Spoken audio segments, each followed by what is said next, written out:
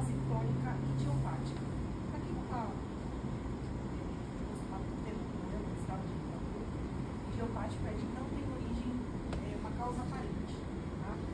Então, ele é definido por uma série de doenças que se sobrepõem. Tá? Doenças mentais que se sobrepõem. A esquizofrenia, ela é multifatorial. Ela tem origem tanto genética quanto de ambiente. Tá? É um transtorno mental crônico, grave, costuma se manifestar no final da adolescência ou no começo da vida adulta. Tá?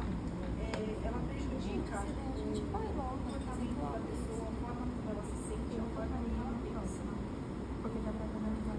Quanto às origens da esquizofrenia, historicamente falando, antigamente, antes dela ser classificada como esquizofrenia, ela estava tudo no mesmo caldeirão, ou era loucura ou era possessão, né? Devido aos sintomas da esquizofrenia, que a gente vai falar mais pra frente, mas dando spoiler, que são os delírios, alucinações, vozes. Então, naquela época, ou você era generalizado, ou você estava possuído, o diabo estava ali dentro, sussurrando no seu ouvido. E a partir de, no final do século XIX, a partir do final do século XIX, um psiquiatra alemão, que eu esqueci o nome, cadê o nome?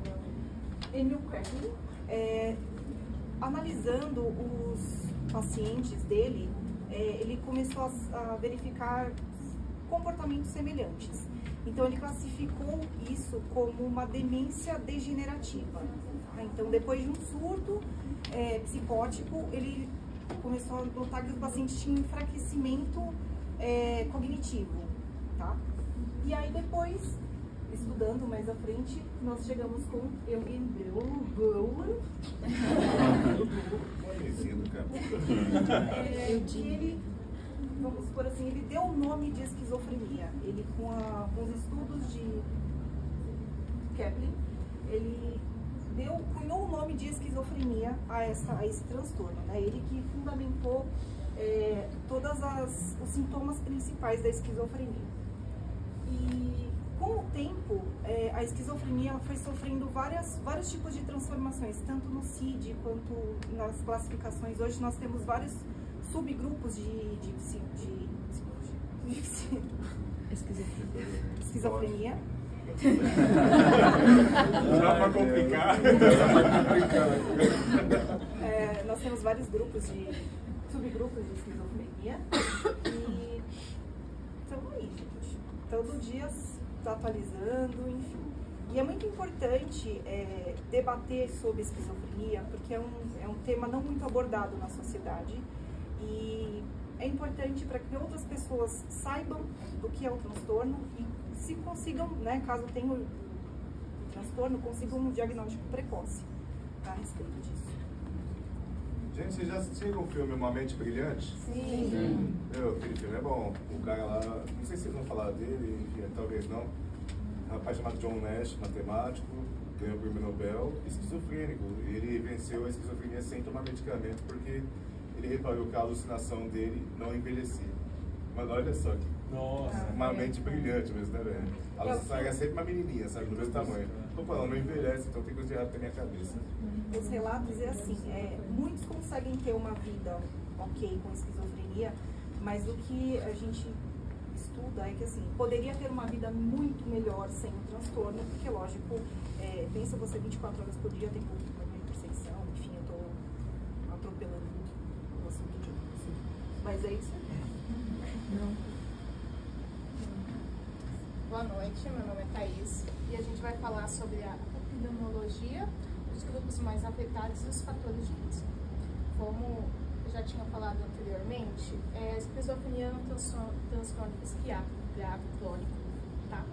E tem a prevalência global de 3 a 7,5% mundial, tá? E a forma paranoide da esquizofrenia, ela é um subtipo da doença, tá? Que tem a característica de alucinações e audições, né? E tem a prevalência de condutas... me perdi? Embora embora a esquizofrenia em geral seja semelhante nos países das culturas, tem mais incidência nos países asiáticos e nas grandes metrópoles, né? E aí, no Brasil, a esquizofrenia tem afetado cerca de 1,6 milhões de pessoas e 40% desses casos são a esquizofrenia paranoide, tá? E vamos para os grupos mais afetados. São os homens jovens, que têm a maior probabilidade, tem a idade entre de 15 a 30 anos e pode ser desenvolvido, que é na época que tem está realizando grandes transformações nas vidas, né? Trabalho, final do ensino médio. Também tem as pessoas que já têm probabilidade da genética, né? Que tem pai, irmãos de primeiro grau, que é até 10 vezes maior a probabilidade de ter. E tem as pessoas em situações de vulnerabilidade, que é desempregado, moradores de rua também. E tem as populações de minoria étnica, que é no país mais ocidental, que sofrem com grande pressão, essas coisas, né?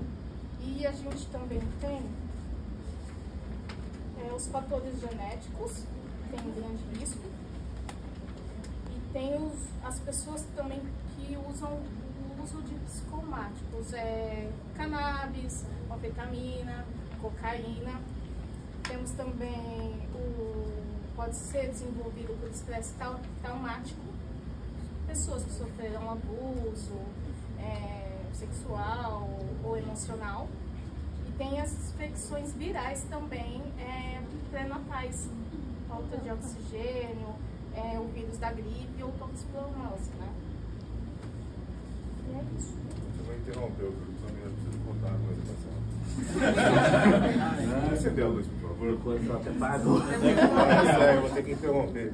Gente, a moça falou que moradores de rua também podem ter esquizofrenia. Eu estava em frente à estação de Santo André um dia desse. Então, ali tem um monte, né? Aí chegou um cara assim, o cara tava sem camisa e tava frio. Falei, bom, com certeza o cara não tá no seu estado normal, né? O cara chegou bem na minha frente e começou a fazer, tipo assim, sabe, uns movimentos estranhos. Eu falei, mano, esse cara tá me tirando, tá ligado? Só que aí ele fez assim, tipo, assoando o nariz, nele mesmo, tipo, o negócio descendo, aquele catarrão verde, né, no tórax dele, no tronco. Eu falei, mano, esse cara é muito doente, velho, caralho. O que eu vou fazer? Não vou chamar o SAMU porque o cara suou o nariz nele mesmo?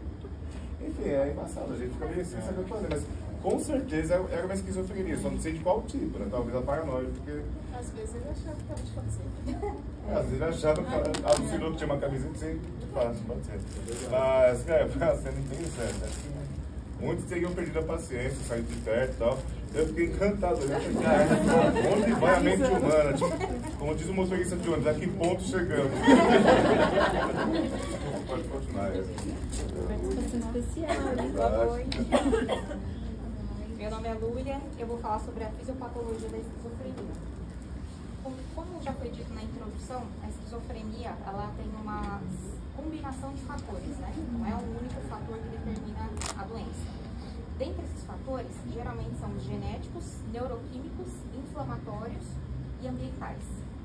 Esses fatores, eles afetam diretamente o desenvolvimento e o funcionamento do cérebro. Eles alteram os sistemas dopaminérgico, glutamatérgico e GABAérgico.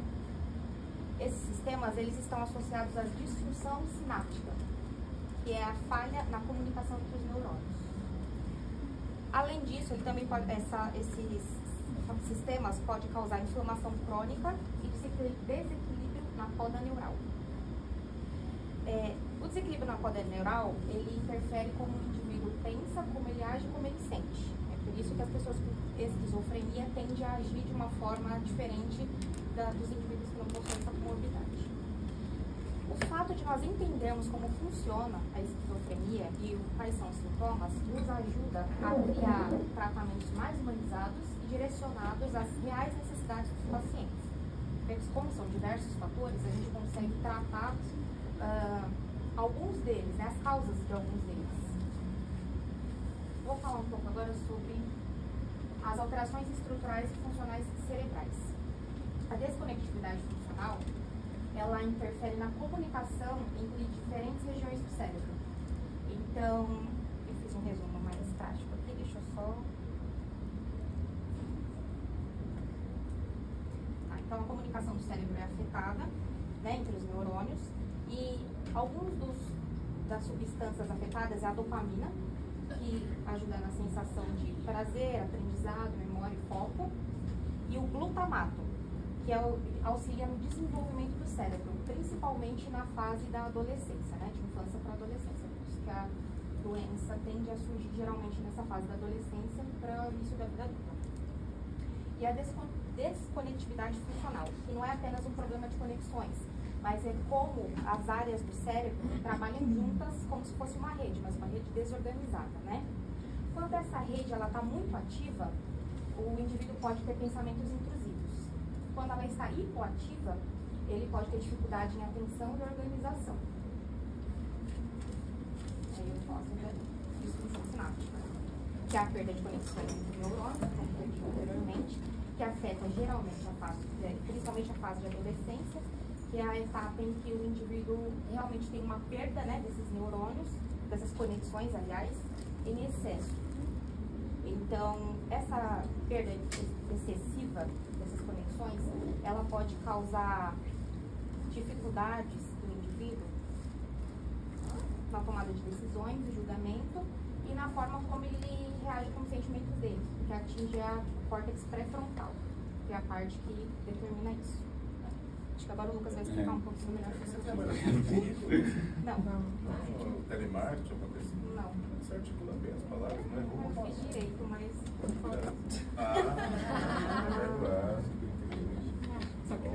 O Lucas vai dar continuidade. Deixa eu minha vez, né? Oi, gente, sou o Lucas. Eu tô um pouquinho nervoso, desconsidere qualquer erro de pronúncia, tá? Que eu não... Mas enfim, vou dar continuidade no que ela estava falando sobre as hipóteses que levam a uma esquizofrenia na fisiopatologia, tá?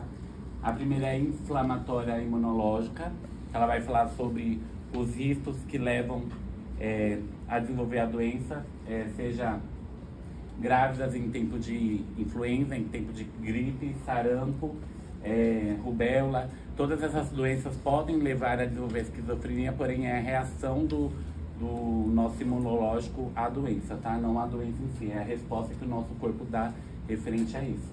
Dentro disso a gente tem também a hipótese dopaminérgica. Ela tem 5 tipos de receptores, que é o D1, o D2, o D3, o D4 e o D5. Eles são agrupados em 2 grupos, que é o D1 ao D5 e que é o... Peraí. É o D1 ao D5, que eles são os receptores que excitam o próximo neurônio, e o D2, que é o D2, D4 e D3, que são os inibitórios, tá? Que eles vão inibir o neurônio. Aí tem as vias do dopaminérgica, que é a nigroestriatal. É que é os nomes difíceis aí, bugador. É isso. A nigroestriatal. Não, vou ficar mais nervoso. A tuberointifu. Esse aqui é a mim. A mesocortical e o mesonímbico, tá? Na esquizofrenia, as que mais pegam são 2, que é a mesocortical e a mesolímbica, tá? Vamos lá. A mesocortical. A mesocortical. Senhor, não sabe. Essa daqui, tá? É difícil. Ela é umas palavras difíceis. Ela tem a ventromedial, que ela vai cuidar dos sintomas afetivos, ou seja, todos os sintomas afetivos da esquizofrenia vai ser nessa, e tem também o dorso lateral, que é a diminuição dos sintomas. Se você perguntar isso, tá com você, pelo amor de Deus. Qual que é esse nome mesmo? É isso. Não, pelo amor de Deus. E tem a dorsolateral, que ela vai... os sintomas cognitivos ligados ao pensamento, tá? Mas que maldade do grupo deixar essa parte pro É verdade, é verdade. A descrição já é péssima. Ele chegou por último. E a próxima é que também trabalha na esquizofrenia é o mesolímbico, tá? Que ele aumenta o nível de dopamina no cérebro. Aí é onde gera os delírios e alucinações, tá? A próxima hipótese é glutamatérgica, que ela vai falar sobre a principal problema que tem aqui é a disfunção do neurônio GABAérgico, que envolve o NMDA, tá? Ele não consegue captar a mensagem do primeiro neurônio que traz o glutamato, tá? Peraí, que eu tenho uma colinha, tá? Esse problema na disfunção que ele não consegue receber ele não consegue receber a informação, então ela vai acarretar vários problemas com o ser humano, que seria a desconexão, ele não consegue, ele tem uma falha sináptica, que é a mensagem que uma sinapse passa para o outro. E para explicar isso melhor, eu vou explicar aqui nos neurônios. São 3 tipos de neurônios, o piramidal, o GABAérgico e mais um piramidal.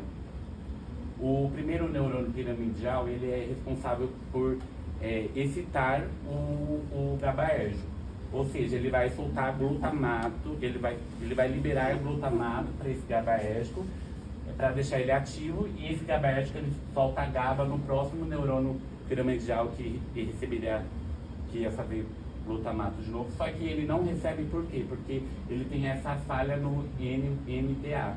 Ou seja, o esquema normal seria esse jogar glutamato nesse e esse inibir esse, para poder regularizar a dopamina no cérebro. Quando isso não acontece, esse vai jogar glutamato nesse, esse não vai receber a mensagem, ele vai ficar hiperativo.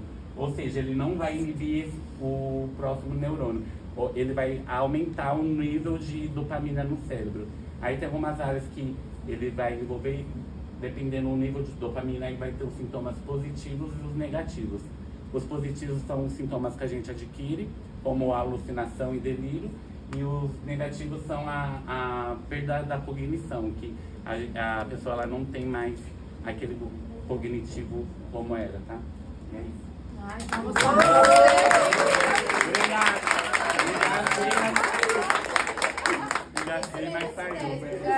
Questão do Enem. Ai, menina, que nervoso.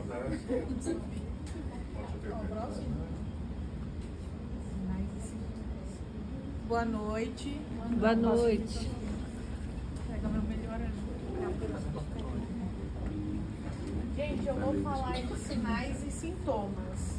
Mas quando eu fui fazer essa pesquisa de sinais e sintomas, eu me perguntei qual era a diferença de sinais e sintomas, porque pra mim era a mesma coisa. Tanto que eu pesquisava e vinha a mesma coisa. Eu falei, gente... E aí eu vou fazer uma pergunta pra vocês. Alguém sabe a diferença? Não? Não. Sinais é quando a gente observa no outro. Então, o outro tá com sinal de ansiedade, tá pra lá e pra cá, tá nervoso. Sintomas é o que ele fala. Normalmente pro médico, normalmente pra gente daqui a 5 anos. Ele vai estar no consultório, ele vai estar relatando e vai ter alguns sinais que a gente vai estar ali vendo se bate com o que ele está relatando. Eu acho importante trazer isso para vocês, porque eu fiquei muito curiosa. Bacana. Tá bom? Sinais. Mudança no comportamento. Mudança repentina e inexplicável no comportamento.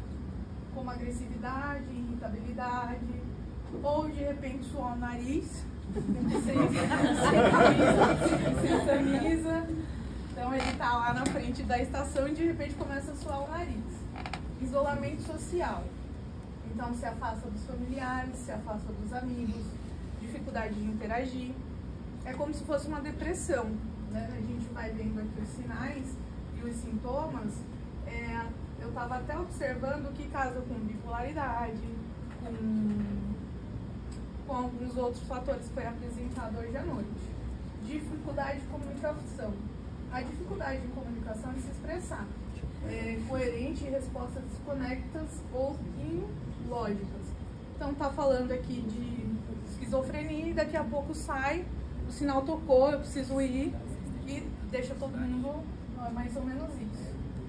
Desorganização. Dificuldade de manter uma rotina diária. Problemas com higiene pessoal. Dificuldade em realização de tarefas simples. Então, normalmente a gente vê isso também muito em morador de rua, né? Vivendo situação precária. E os sintomas é isso que eu expliquei. A gente vai perceber no outro. Então, dificuldade de concentração. Você vê que um casa com o outro, só que esse daqui a gente percebe no outro e esse daqui ele relata. Na verdade, foi trocado. Foi só um teste, só pra ver se vocês estavam prestando atenção. É isso, gente. Obrigada. Bom, gente, sobre a questão do tratamento, o tratamento é feito basicamente em 3 pilares, tá? Vou desenhar aqui. Quer que acende aqui, Elas? O primeiro tratamento é feito através do... Vocês estão pensando aí, tá? É dos antipsicóticos, tá? O primeiro é através da medicação, tá bom? O que foi, professor? Não, que eles estão desenhando a boca. Ei! O quê?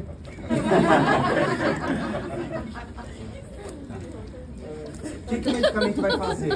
O que esse medicamento vai fazer no paciente? Ele vai controlar as alucinações, né, e os delírios, tá? E sobre a questão também das falas, né, desorientadas conforme o contexto ali que a gente está conversando. O segundo é sobre a questão da psicoterapia. Tá? E aí, através de uma equipe disciplinar, né, multidisciplinar, psicólogos e terapeutas, que vai intervir ali para que possa ajudar esse paciente a ver como que tratar essa parte da alucinação, tá? Porque o primeiro sintoma aqui nas medicações, ele vai cortar a parte do sintoma positivo, tá? Que é essa parte das alucinações, delírios. E o segundo, aqui, ele não corta os sintomas negativos. O que seria os sintomas negativos, tá? Os sintomas negativos, ele é basicamente a questão do isolamento social, tá? Então a pessoa ali, ela acaba se isolando, não tem um convívio bacana com as pessoas e acredita que aquilo ali é normal. Então ele acaba se distanciando ali da sociedade. Então os terapeutas, através do que é o mais indicado hoje, TCC, não que as outras psicoterapias não funcionem, mas esse é o que é mais indicado, tá? E através da terapia ocupacional para que eles possam fazer esse tratamento, tá? E o terceiro ponto é a questão da família. Família, o que a pessoa ali considera como família, pode ser amigos, pode ser tios, tias, que é a rede ali de suporte para que possa orientar, né, e ajudar essa pessoa a sair de fato do isolamento, porque a parte dos profissionais, eles vão ali ajudar a orientar nas consultas, mas quem de fato vai poder fazer com que eles, para que ele tenha uma vida normal, entre aspas, que a sociedade adquire como normal, ele possa ali ter o convívio, tá bom? Tem cura? Não, infelizmente não tem cura, tá? Existe um tratamento, por isso que eu considero que é um tratamento sistêmico, né? Ele vai ter que sempre estar fazendo, tá? E aí tem alguns casos, 20% das pessoas que descobriram, né, a doença, acabam levando uma vida praticamente normal, tá? Do que antes ela não tinha ali desencadeado, então ele leva uma vida normal. De 30% a 40% já tem alguns prejuízos, tá? Ele consegue também se relacionar, consegue ter uma família, não se torna tão dependente, mas tem alguns picos. E 50% aí se torna dependente, né? De pessoas mais próximas, de familiares, e tem um pico mais ali, acaba tendo um prejuízo muito maior do que... E pessoas que descobriram a doença, ou descobriram não, na verdade, que desencadeou mais cedo, são as pessoas que têm maior prejuízo. tá bom? Ô, Alan, desculpa perguntar, Sim. mas assim, você deu 3 tratamentos que são juntos, assim, para Sim. funcionar e tudo mais. Entre esses 3, qual seria o mais eficaz, Não assim? tem. Não, eles têm Não, que tem que funcionar ser- juntos, Tem que senão não funcionar funciona. junto, Porque se você não tomar medicação, você vai ter o delírio, porque assim, o esquizofrênico, ele acredita que realmente é aquilo que está acontecendo. Foi o que o professor falou, sobre o exemplo do filme. Né? O cara tem a mente brilhante lá porque ele se acha jovem para sempre. Não é assim. Né? Não é assim, ele acredita que realmente é aquilo. Então tem que funcionar os 3 Tem juntos. que ser os senão- 3 juntos. Tá? E vai ter momentos que vai parecer que realmente ele não tem nada, que não, por um longo tempo, mas ele tem que continuar, porque a qualquer momento pode desencadear aquilo e gerar um pico muito alto, e aí vai ter um grande problema. Tá bom? Oi, Isa? Ah, tá tendo Meu pai parou com o tratamento, aí ele teve um baita de um surto e tentou matar todo mundo. Baita de um surto. E ele tava fazendo tudo certinho, mas tipo assim, ele achou que tava bem e parou, tipo, com... O Rebete continuou indo no psicólogo, tipo, fazendo a vida dele normal e tudo mais. Bateu um surto nele, foi que foi. E foi do nada. Ele tava conversando com a gente e foi do nada. Você tá bem? Seu pai tá bem? Tô viva. Eles já tomaram umas águas. Tudo bem, gente? Boa noite a todos. Eu sou o Fernando e eu vou mencionar sobre o impacto psicossocial de uma pessoa que tem esquizofrenia. Esse estudo foi bem interessante porque eu nem imaginava como que as pessoas sofriam. Foi até realizada uma pesquisa no Hospital Geral no interior de São Paulo, na onde mencionava, foi com 50 pessoas, tinham idade entre 21 anos e até 50 anos. E assim, eles deixaram se entrevistar para saber, né, como que é o convívio de pessoas e também com seus familiares, por que eles passam por tudo isso, né? E assim, eles tipo, relatavam que não tinham como trabalhar, não tinham como estudar, porque eles eram vistos como pessoas fora da sociedade, porque as pessoas tinham medo deles, porque achavam que eram loucos, doidos, né? Eles, quando saíam na rua, as pessoas corriam deles, fugiam deles, com medo, também tipo, ficava zombando deles pela forma que eles eram, né? E assim, infelizmente, não é só o caso dessas pessoas que são assim, até às vezes nós, temos momentos meio que como de delírios, né? E aí pensa uma pessoa com um quadro como esse, que tem uma doença mesmo diagnosticada ali, né? O quanto que sofre com isso, né?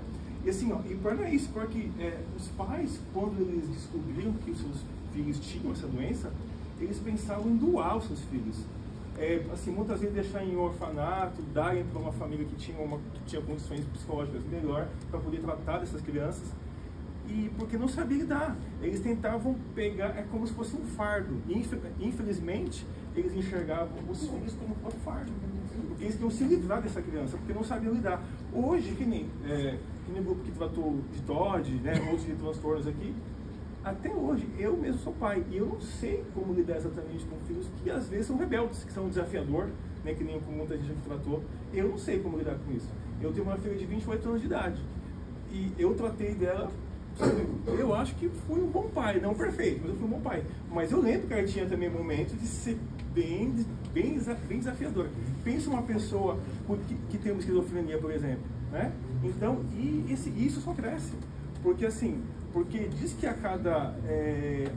diz que por ano são 75 mil pessoas que são diagnosticadas com esquizofrenia.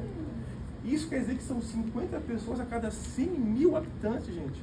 Então, assim, e o número só cresce, porque é bem prevalente que isso cada vez mais vai crescer. E qual que é a ideia disso? É a gente tentar acolher, né, essas pessoas que têm esse transtorno, tentar tratar bem, tentar amenizar a dor deles, porque é difícil. Eles não conseguem trabalhar, não conseguem estudar.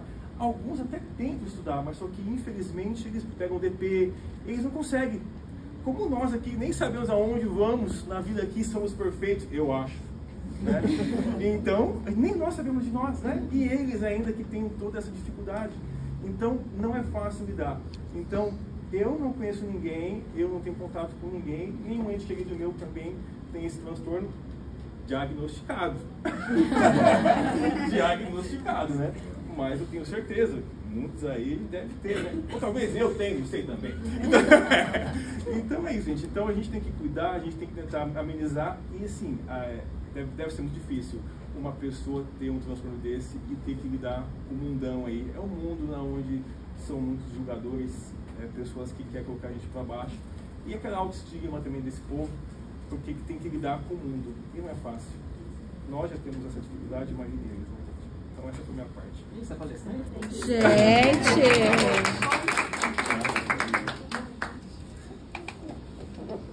Bom, boa noite. Boa Vocês noite. estão cansados, já deram uns 50, mas tá acabando, tá? Bom, eu vou pelos exemplos, já que a Heineken é o nome dela, que deu o exemplo do pai, é Heineken, né? É por aí, né? Pedi pro professor.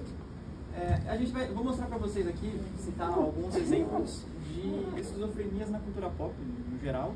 No caso, o que a gente vai falar agora é das palavras nas paredes do banheiro. Eu vou dar o vídeo primeiro, depois eu comento.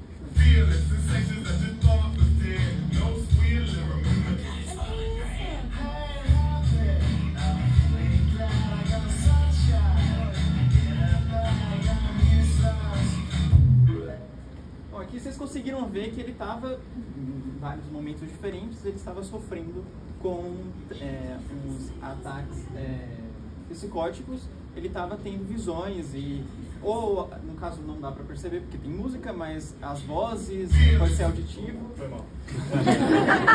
Pode ser auditivo, como tocou agora. Pode ser visual, então ele vê coisas. Inclusive o nome do filme é justamente por causa disso, que ele corria para o banheiro da escola, porque é um adolescente no período estudantil, então ele tinha que lidar não só com os problemas, as inseguranças que um adolescente tem nessa idade, mas ele começa a ter que enfrentar juntamente com isso os problemas do transtorno, que são as mudanças que o transtorno acarreta em cima dele. Ao mesmo tempo que isso, ele tem que... né? Então ele já era uma pessoa que tinha problemas sociais, então ele foge pro banheiro da escola, enquanto ele está tendo esses ataques, tentando se conter sozinho, porque ele não tinha apoio das outras pessoas, ou enfim, ninguém sabia, nem ele entendia muito bem qual era o problema que ele tinha. Só achava que ele tinha alguma coisa estranha com ele.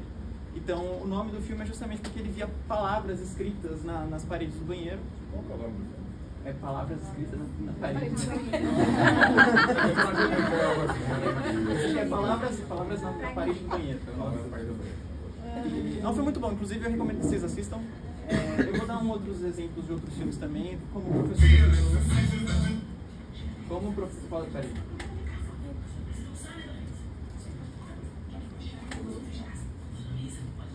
Não ouvi?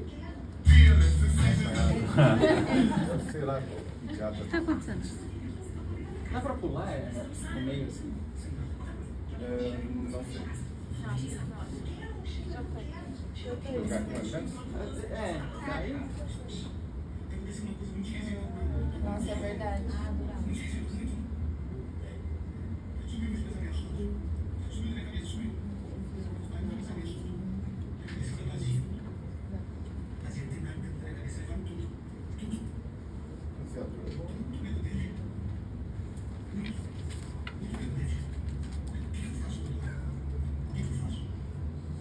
Bom, vocês viram aqui que era um exemplo da novela Caminho das Índias, que todo mundo deve conhecer. Eu assisti quando eu tinha 13 anos de idade, mas vocês já devem...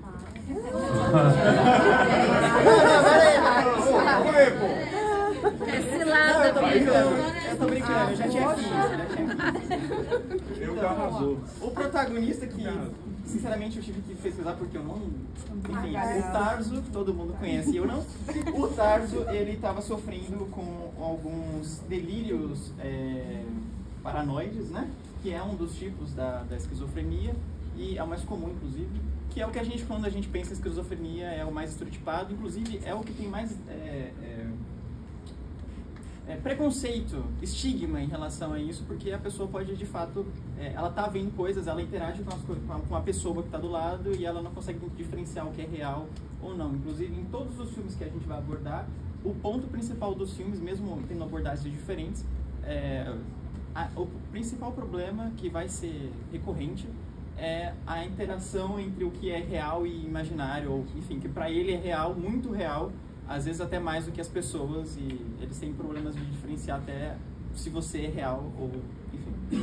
E o professor já deu o exemplo do Uma Mente Brilhante, que é um filme excelente, muito bom, até quem não gosta desse tema em si é muito bom, e sempre com uma abordagem diferente dos filmes. Tem outro, que provavelmente você já deve ter visto, se não, por favor, é bom, que é o Cisne Negro, sim, que é um filme... Muito esquizofrênico esse. Muito! Esse, por exemplo, a gente não trouxe aqui, eu pensei, é muito brilhante e tal, mas a gente não trouxe esse especificamente, ou outros exemplos, o Joker do Coringa, do Batman e tal, também é a mesma coisa, mas a gente não abordou com isso porque o foco do filme não é esse, e apesar de ter as características, não é abordado com aquilo como esquizofrenia, então a gente não... Mas enfim, Cisne Negro é bom, muito bom e esquisito. Se vocês verem, é bom separar um dia pra chorar, assim, é bem esquisito. Bom, eu vou dar a fala pra a minha irmã de jaqueta. Boa noite, eu sou a Tatiana. E o nosso grupo, ele concluiu que a esquizofrenia é um transtorno complexo, crônico e multifatorial. Desculpa, pessoal. Multifatorial que impacta profundamente nas dimensões cognitivas, emocionais, comportamentais e sociais, de sociabilidade dos indivíduos. A relevância dos fatores genéticos ambientais, somadas às evidências de disfunções sinápticas e às conectividades cerebrais, elas mostram que para o tratamento, para o diagnóstico, precisa de uma equipe interdisciplinar.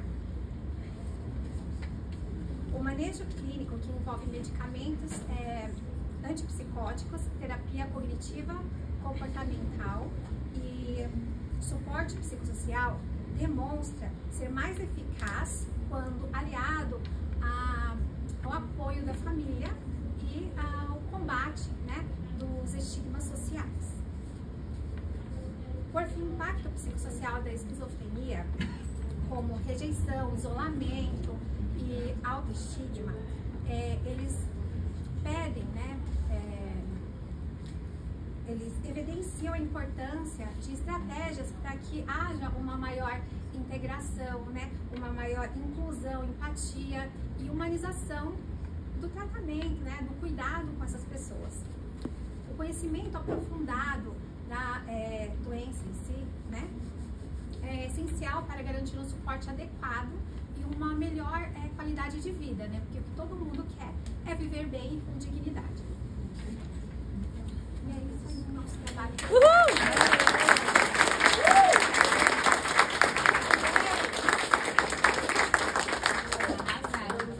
Uhul! Parabéns!